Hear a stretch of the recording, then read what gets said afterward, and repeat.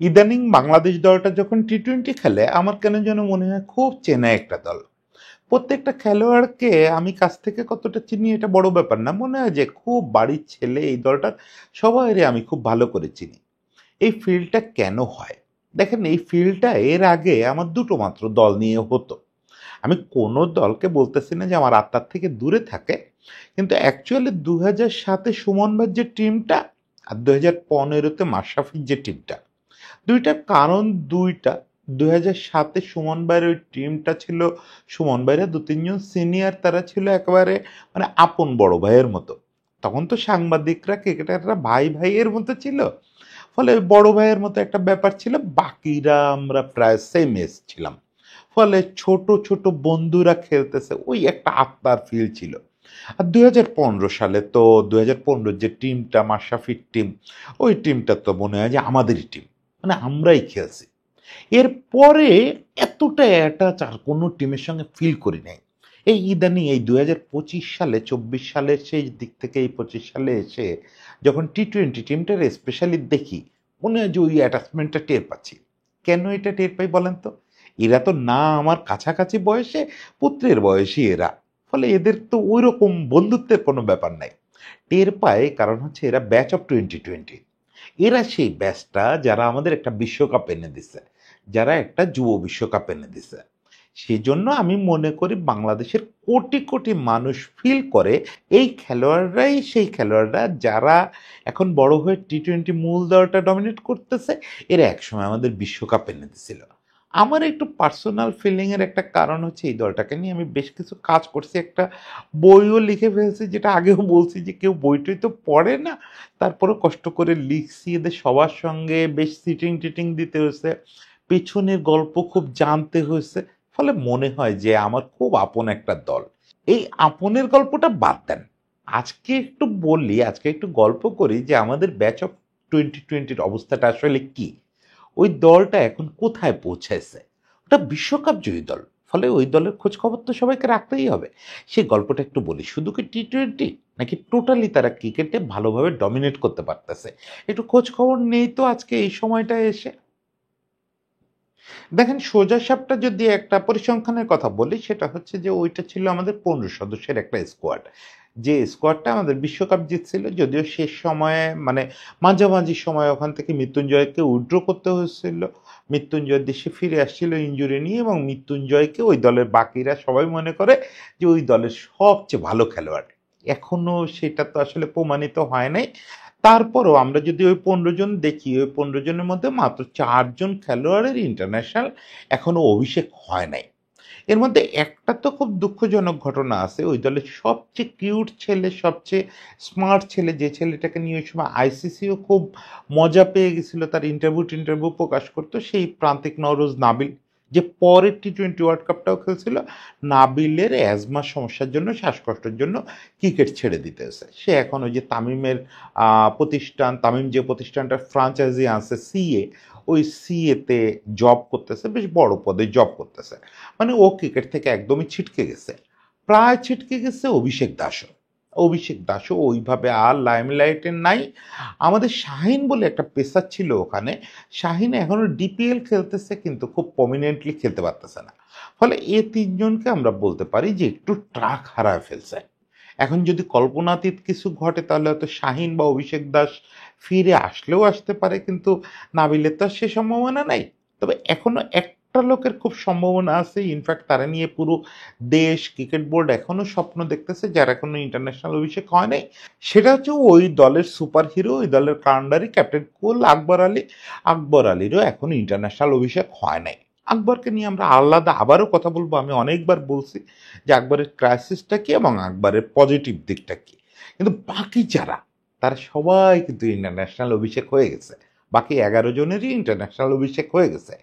এই জায়গাটায় ১১ জনে যে সমান হাইলাইটেড হয়েছে বা সমানভাবে ডমিনেট করতে পারতেছে ইন্টারন্যাশনাল ক্রিকেট তা না। কিন্তু এর ভিতরে ৬-৭ জনের অবস্থা এরকম হয়েছে, তাদের ছাড়া এখন আর জাতীয় দল কল্পনা করা যায় না। বিশেষত শর্টার ফরম্যাটের কথা যদি বলেন, শর্টার ফরম্যাটে তারা নিজেদেরকে এমন একটা জায়গা নিচ্ছে যে তারাই আসলে জাতীয় দলের প্রাণ হয়েছে। যদিও আমাদের ২০১২ ব্যাচটা 2012 ব্যাচটা থেকে আছে লিটন, মুস্তাফিজ, সৌম্য। সৌম্য ইন অ্যান্ড আউটের মধ্যে আছে। এই 2012 ব্যাচটা এখন কোর গ্রুপ, মানে এরা হচ্ছে মূলত আপনার নিউক্লিয়াস হয়ে আছে দলে। কিন্তু এই 2012 ব্যাচটা আর ওইভাবে প্রস্ফুটিত হতে পারে নাই। যতটা আশা ছিল ওই ব্যাচটা নিয়ে, তা এটা হয় নাই। পরে 2016 ব্যাচের একটা অংশ এখানে আছে, যেমন মিরাজ আছে, শান্ত আছে, সাইফুদ্দিন আছে। এই ব্যাচটারে নিয়েও যতটা স্বপ্ন ছিল তা এরা পূরণ করতে পারে নাই। মানে আমরা দেখতেছি এই দলটা মূলত 3টা ব্যাচে বিভক্ত। 2012 ব্যাচ আছে, 2016 ব্যাচ আছে, বাকি পুরাটা মানে 6-7 জনই হচ্ছে 2020 ব্যাচ, 2020 ব্যাচ। এইখানে আপনারা অবশ্যই একটা কোশ্চেন করতে পারেন যে বাকিদের কথা বুঝলাম, 2020 ব্যাচের হিসাব করলে রিশাদ তো কোনো ব্যাচে পড়তেছে না, রিশাদ তো কোনো একটা ওয়ার্ল্ড কাপ খেলে নাই। রিশাদও কিন্তু প্রকৃতপক্ষে 2020 ব্যাচ। রিশাদ এই যে আকবরের টিমের সঙ্গে খেলতেছিল, বিশ্বকাপের আগ পর্যন্ত ও টিমের সঙ্গে ছিল, কিন্তু শেষ পর্যন্ত টিম কম্বিনেশনটা মিলায় টিম আসলে সাউথ আফ্রিকা বিশ্বকাপ খেলা ছিল, একটা লেগ স্পিনারে ক্যারি করতে চায় নাই, সে কারণে রিশাদ খেলে নাই, নতুবা রিশাদ এদের টিমেরই মেম্বার। ফলে আমরা এখন দেখতে পাচ্ছি কি, আপনি যদি টি-20 নিয়ে কথা বলি, টি-20 যেহেতু সিরিজ চলতেছে এবং মজার ব্যাপার হচ্ছে আপনাদের এই কন্টেন্টটা আমি যখন শ্যুট করতেছি ঠিক তখনই শামীম একটা ক্যাচ নিয়ে পাকিস্তানি ইনিংসটা শেষ করে দিল। মানে দ্বিতীয় ম্যাচটা আমরা জিতলাম, আমরা সিরিজ জিতে গেলাম। মানে শামীম 2020 ব্যাচের হচ্ছে সবচেয়ে ভালো প্রতিনিধি এবং প্রথম প্রতিনিধি ন্যাশনাল টিমে। তো আপনি যদি হিসাব করেন তাহলে দেখবেন যে টি-20 দলের কথা বলতেছিলাম, টি-20 দলের 2 ওপেনার কারা? সেটেলড ওপেনার হচ্ছে আমাদের পারভেজ হোসেন ইমন, তানজিদ তামিম। এরা হচ্ছে 2 পুরনো বন্ধু, ওই 2020 ব্যাচের বন্ধু। এদের বন্ধুত্বের শুরু ওই আন্ডার 19 2020 থেকে। এরপরে যদি আপনি আগাতে থাকেন তাহলে প্রথমে পাবেন হৃদয়কে। যদিও আমি বলতেছি যে হৃদয় টি-20তে এখনও যে ব্যাটিংটা করা দরকার সেটা পাচ্ছি না, কিন্তু ধারাবাহিকভাবে রান তো করে যাচ্ছে। আর টি-20 যদি বাদ দেন তাহলে হৃদয় তো আমাদের দেশের এখন সেরা ব্যাটসম্যানদের একজন। মানে ওয়ান ডে যদি আপনি বিবেচনায় নেন, আমাদের লিমিটেড ওভারে সবচেয়ে শক্তির জায়গা তো ওয়ান ডে। ফলে হৃদয় তো অপরিহার্য। হৃদয় মোটেও মানে এমন না যে টি-20তে তার একটু নিন্দা করতেছি, একটু স্ট্রাইক রেট ফল করতেছে তার মানে হৃদয় নাই, তা তো না। হৃদয় ওয়ান ডেতে সবচেয়ে ভালো ব্যাটসম্যানদের একজন। হৃদয় থাকলো, এরপরে আবার একটু আগাতে থাকেন, না আগাতে থাকলে এসে আপনি পাবেন শামীমকে। শামীম হচ্ছে এই 2020 ব্যাচের প্রথম খেলোয়াড় যে জাতীয় দলে ডাক পাচ্ছিল, এবং শামীমকে আমি বলি যে অনেক অর্থে হিস্ট্রি মেকার। শামীম যখন ওই ব্যাচ বিশ্বকাপ জিতে আসলো, ওটা তো করোনার মুহূর্তের ঘটনা। ওরা দেশে ফিরল, পরপরই করোনার জন্য লকডাউন টাউন শুরু হয়ে গেল। ওই সময়ে বাংলাদেশে একটা ভালো উদ্যোগ নেওয়া হয়েছিল, একটা টি-20 ঘরোয়া টুর্নামেন্ট করা হয়েছিল। বোধহয় 4-5টা দল নিয়ে একটা টুর্নামেন্ট করা হয়েছিল, ওখানে আকবরও দুর্দান্ত খেলছিল। ওখান থেকে শামীমরে হুট করে জাতীয় দলে ডাকা হলো।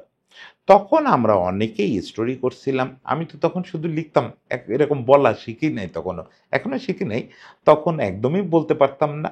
তখন লিখছিলাম যে শামীম হচ্ছে আসলে টোটাল একটা টি-20 প্যাকেজ বা শর্টার ফরম্যাট প্যাকেজ। কেন বলছিলাম? কারণ হচ্ছে এখন যেটা আপনারা দেখতে পাচ্ছেন যে সে প্রপার পাওয়ার হিটার।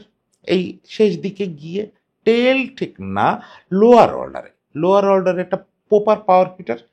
সে আপনাকে ওয়ান ডেতে যদি খেলান 10 ওভার বল করে দেওয়ার ক্ষমতা রাখে।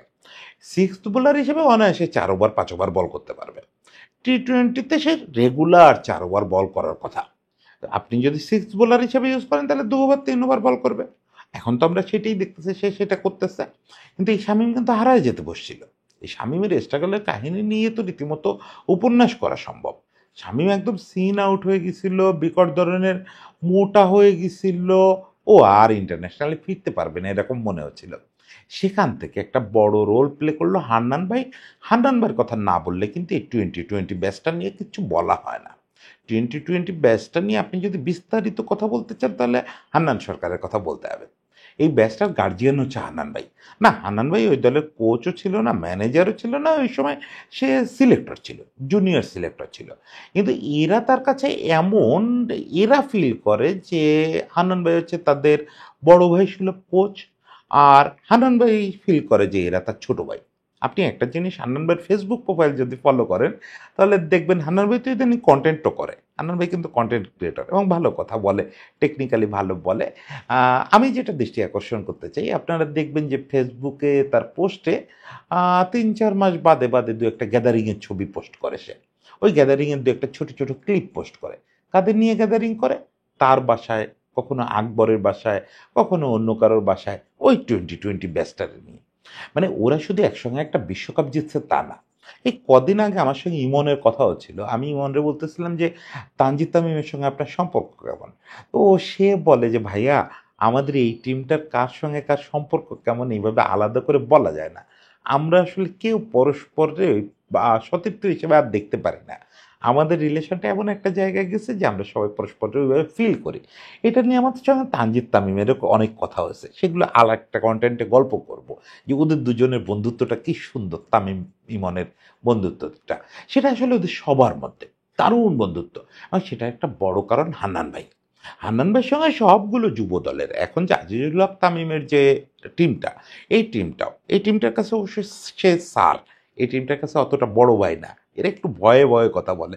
কিন্তু সবগুলো যুব দল হান্নান ভাইয়ের একটা বিরাট ভক্ত। হান্নান ভাই এদেরকে মেন্টরশিপ করে টিকায় রাখে। সেই জায়গাটায় শামীম সবচেয়ে বড় সাপোর্ট পাইছে হান্নান ভাইয়ের কাছ থেকে। হান্নান ভাই ওরা রীতিমতো মিশন দিয়ে দিছিল। যখন বঙ্গবন্ধু স্টেডিয়ামে ওই যে গিয়ে টার্ফে সবচেয়ে খারাপ করলো ফিটনেস টেস্টে, তারপর তখন ওরা দেখতেও কুৎসিত হয়ে গেছিল। কুৎসিত মানে মানে রেসিয়াল অর্থে বলতেছি না। এটা হচ্ছে মানে বিকট মোটা হয়ে গেছিল। তারপরে চলাফেরা করতে কষ্ট হতো। হান্নান ভাই ওরা টাস্ক দিয়ে দিছিল যে আগামী 3 মাসের মধ্যে তুই নিজের শেপটা এখানে নিয়ে আয়, তুই ফিটনেস এই লেভেলে আন, বাকিটা আমি দেখতেছি। আসলে হান্নান ভাই দেখছে, ও তো মূল কাজটা করছে, ও নিজের চেঞ্জ করছে, চেঞ্জ করে শেপ বদলাইছে, ফিটনেস বাড়াইছে। এবং সবচেয়ে বড় কথা, যেটা ওরা কেউ টাস্ক দেয় নাই, ও ইউটিউবে বসে বসে এবি ডিভিলিয়ার্সের ভিডিও দেখে দেখে নিজের ব্যালেন্স চেঞ্জ করে ফেলছে। ও শরীরের ব্যালেন্স ও এমন একটা জায়গায় নিয়েছে, এই ব্যালেন্সটা এটা নিয়ে আলাদা করে বলবো একদিন যে এই রকম ব্যালেন্স গেইন করতে গেলে আপনার ফিটনেস কি করতে হয়। আপনি 360 ব্যাটিং নামে শোনেন, এটা কত কঠিন ব্যাপার। সেই জিনিসটাও অ্যাচিভ করছে শুধু ডিভিলিয়ার্সের ভিডিও দেখে দেখে। এটা অকল্পনীয় একটা ব্যাপার।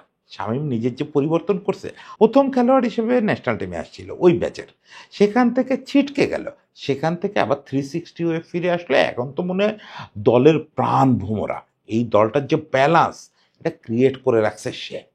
ফলে আমাদের তানজিদ তামিম, ইমন এরা যেরকম ওপেনিংয়ে একটা ছক্কার বন্যা বয়ে দিচ্ছে, দেখেন আগে আমরা কল্পনাও করতে পারতাম না আমাদের দেশে এরকম সব ক্লিন হিটার আসবে।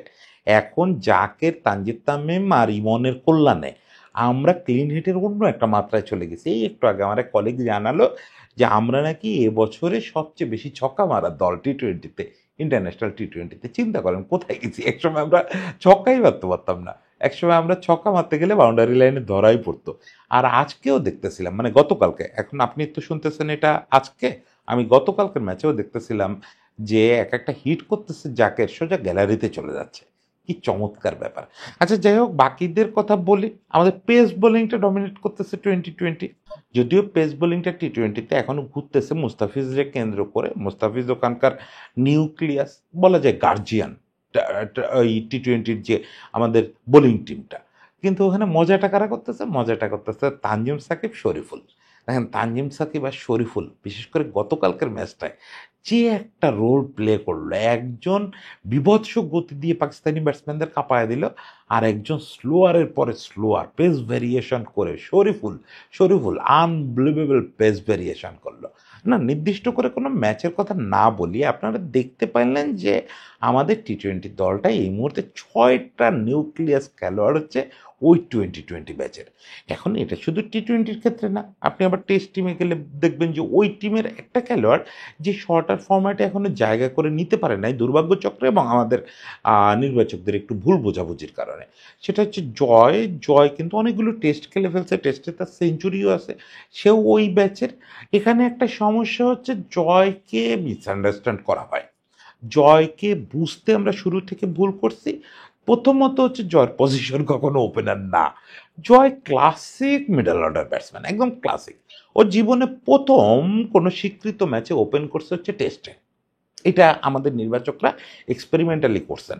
ওকে, ভালো কথা, একটা ম্যাচে এক্সপেরিমেন্টালি করছেন, বোধহয় পরের ম্যাচেই ওই ওপেন করতে গিয়ে সেঞ্চুরি পেয়ে গেছে, কপালটা পুড়ে গেছে বেচারার। ওরে ওপেনিংয়েই খেলায় যাওয়া হচ্ছে, ওপেনিংয়েই খেলায় যাওয়া হচ্ছে। ও এত নতুন বলের খেলোয়াড় না রে ভাই, ও 4-5-এ খেলা খেলোয়াড়। ফলে ওর ক্যারিয়ারটারে আমরা ঝুঁকির মধ্যে ফেলে দিয়েছি, বাদ পড়ে গেছে। আমি নিশ্চিত যে ও 4-5-এ খেলে আবার 4-5-এই খেলার জন্য ন্যাশনাল টিমে ফিরে আসবে। খুব কোয়ালিটি ব্যাটসম্যান। জয় আর হৃদয়কে নিয়ে আমি খুবই স্বপ্ন দেখি। জয় আর হৃদয় হচ্ছে ওই দলের সবচেয়ে কোয়ালিটি ব্যাটসম্যান দুজন। ওরা লঙ্গার ভার্সন এবং ওয়ানডে এই দুটো ডমিনেট করবে। এছাড়া ওই টিমের আরেকটা ছেলেকে নিয়ে আমি খুব আশাবাদী। এখনো মোটেও তার সময় শেষ হয়ে যায় নাই, দু একটা ম্যাচ খেলছে অলরেডি, এখনো নিজেকে ওইভাবে প্রুভ করতে পারে নাই। Still still Shahadat Hossain Dipu. শাহাদাত হোসেন দীপুকে কিন্তু ওই টিমের মেম্বাররাও বলে যে তাদের one of the best batsman. ওই টিমের তো সবার সঙ্গে আমার পার্সোনালি কথা বলতে হইছে, সেটা ওই যে বই করার জন্য কথা বলতে হচ্ছে। সবাইকেই আমি জিজ্ঞেস করছি ওই সময়, বিভিন্ন সময়, যে আপনার টিমের সেরা ব্যাটসম্যান কে, বিভিন্ন ক্যাটাগরিতে। তো দীপুকে ওরা খুব হাইলি রেট করে, এবং হাইলি রেট করার মতো ব্যাটসম্যানই ও। খুব সেন্সেশনাল ব্যাটসম্যান, সেন্সেশনাল মানে দুমদাম মারান না, মানে খুব সেন্সেশন ব্যাট করতে পারে যে কোনো ফরম্যাটে, ওই ফরম্যাটের উপযোগী ব্যাট করতে পারে। আমি আশা করি যে দীপুর হয়তো একটা ব্যাট প্যাচের টাইম এসে ডাক পাইছে, এই টাইমটা নিশ্চয়ই কেটে যাবে, সে নিজেকে ঘরোয়া ক্রিকেটে দারুণভাবে প্রুভ করবে। এর তো সব বাচ্চা বাচ্চা ছেলে পেলে, 2 দিনের ছেলে পেলে, সামনে কত বড় ক্যারিয়ার। ফলে দীপু নিশ্চয়ই নিজেকে প্রুভ করবে, এবং আমার ধারণা টেস্টে দীপু খুব বড় একটা অ্যাসেট হবে। অন্য ফরম্যাটও খেলবে, টেস্টে খুব বড় একটা অ্যাসেট হবে। হাসান মুরাদ অলরেডি দলে চলে আসছে, ম্যাচ খেলতেছে। হাসান মুরাদকে বলা হচ্ছে যে নাসুমের ব্যাকআপ হিসাবে থাকবে। ফলে হাসান মুরাদও আলোচনার বাইরে নাই, ম্যাচও বোধহয় কয়েকটা খেলে ফেলছে। সবচেয়ে বেশি ভরসা হচ্ছে এই পুরো টিমটার, সেটা তানজিম সাকিব থেকে শুরু করে যারে আপনি জিজ্ঞেস করেন, চোখ বুঝে, একদম চোখ বুঝে আপনি এই টিমের যে কাউরে বেছে নেন, বেছে নিয়ে জিজ্ঞেস করেন, ভাই তোমাদের টিমের সেরা খেলোয়াড় কে, মানে ওই 2020 সেরা খেলোয়াড় কে, ওই ব্যাচটার, সবাই বলবে মৃত্যুঞ্জয়। এবং তানজিম সাকিবের বাসায় গিয়েছিলাম, ওইখানে তানজিম সাকিবের ইন্টারভিউটা আপনারা খেয়াল আছে কিনা এই চ্যানেলে দেখছেন। তানজিম সাকিবের বক্তব্য যে সাকিব ভাইয়ের পর বাংলাদেশ থেকে যদি কেউ নেক্সট 1 নাম্বার হয় অলরাউন্ডার হিসাবে, বা যে কোনোভাবে 1 নাম্বার হয়, সেটা মৃত্যুঞ্জয়ের হওয়া উচিত। যদি না হয় তাহলে বুঝতে হবে আমরা কিছু একটা ভুলভাল করে ফেলছি। এতটা কনফিডেন্টও ওর বক্তব্য যে মৃত্যুঞ্জয় 1 নাম্বার হবেই। এখন মৃত্যুঞ্জয় নানা রকম বিপর্যয়ের মধ্য দিয়ে ছেলেটা যাচ্ছে, ওই আন্ডার 19-এর ওই যে ইনজুরিটা, তারপরেও প্রপার রিহ্যাব হয় নাই, করোনার সময় ওকে যত্ন নেওয়া হয় নাই, ফলে ইনজুরিটা ওর স্থায়ী হয়ে গেছে শরীরে। ও ওই জিনিসটা কাটায় উঠতে পারতেছে না এখনো পর্যন্ত প্রপারলি। যে মৃত্যুঞ্জয় দেখেন, এবার বিপিএলে অবশ্য দেখা গেছে খানিকটা, মানে আমরা তো পেস বোলিং অলরাউন্ডার বলতে এখনো পর্যন্ত বুঝি যে একটু স্লো মিডিয়াম বোলার এবং শেষ দিকে ব্যাট করে, কিন্তু এই মৃত্যুঞ্জয় হচ্ছে জেনুইন ফাস্ট বোলার যার ব্যাটে রান আছে। এটা তো একটা দারুণ সম্পদ। ফলে বোলিংটা সে একটু একটু করে ফিরে পাইছে। এই বিপিএল এর বোলিং দেখে আমার মনে হয়েছে যে বোলিংয়ে নিজেরা ফিরে পাওয়া শুরু করছে। ওর ইন্টারন্যাশনাল অভিষেক হয়ে গেছে, সে সময় কিছু করতে পারে নাই, সামনে ওর অনেক সময় আছে। এখন ওকে চ্যালেঞ্জ নিতে হবে যে ওই ইঞ্জুরিটার কারণে ওর তো মুভমেন্টের সমস্যা হয়, স্টান্স অনেক চেঞ্জ হয়ে গেছে। ফলে ও যদি ব্যাটিংয়েও নিজের ফর্মটা ফিরে পায়, ওর জায়গা কে আটকায়? মৃত্যুঞ্জয় তাহলে হয়তো সত্যিই তানজিম সাকিবের স্বপ্ন পূরণ করে নেক্সট নাম্বার 1 হবে। সব শেষে যে লোকটারে নিয়ে স্বপ্ন দেখতে চাই, যে লোকটার কথা বলতে চাই, আকবর আলী। আকবর আলী যখন ন্যাশনাল টিমে আসবে, আমি আকবর আলীর প্রচণ্ড ভক্ত। আকবর আলীকে আমি চাই। আকবর আলীকে নিয়ে বলতে হলে আমি সারাদিন ধরে বলতে পারবো, কিন্তু তার মানে এই না যে আকবরকে জোর করে ঢুকাইতে হবে। আকবরের দুর্বলতাটাও তো আমি জানি। আকবরের দুর্বলতা আপনিও জানেন, আমিও জানি, আমরা সবাই জানি।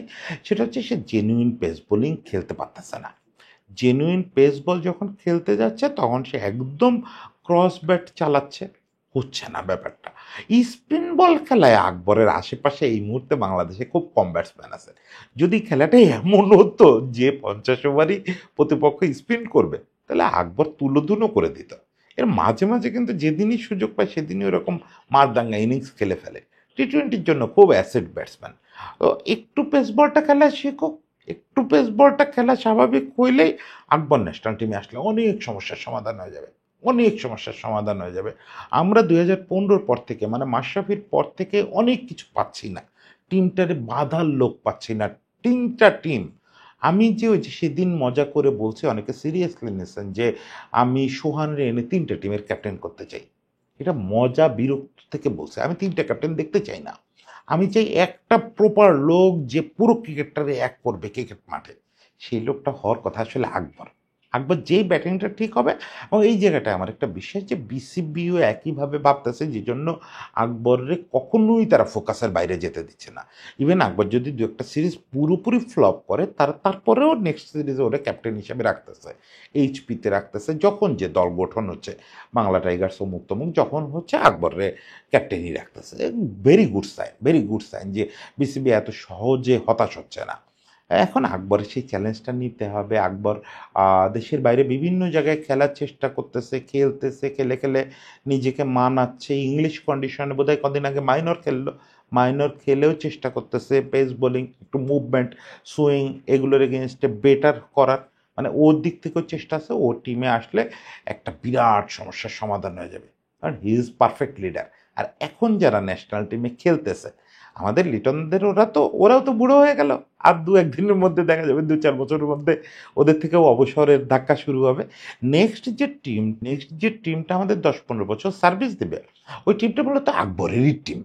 হয় আকবরের টিমেই বেশিরভাগ খেলছে, নতুবা আকবরের ছোট ভাই। এই যে অবস্থা, এই অবস্থায় আকবর ছাড়া আমাদের বিকল্প নাই। আমি স্বপ্ন দেখি ২-১ বছরের মধ্যে আকবর ব্যাটিংয়ের ওই সামান্য সমস্যার সমাধান করে ন্যাশনাল টিমে আসবে। তারপরে আমরা জোর গলায় বলতে পারবো যে বিশ্বকাপ জয়ী দল এবার বিশ্বকাপ জয়ী দলের জায়গায় চলে আসছে, মূল দায়িত্ব পেয়ে গেছে।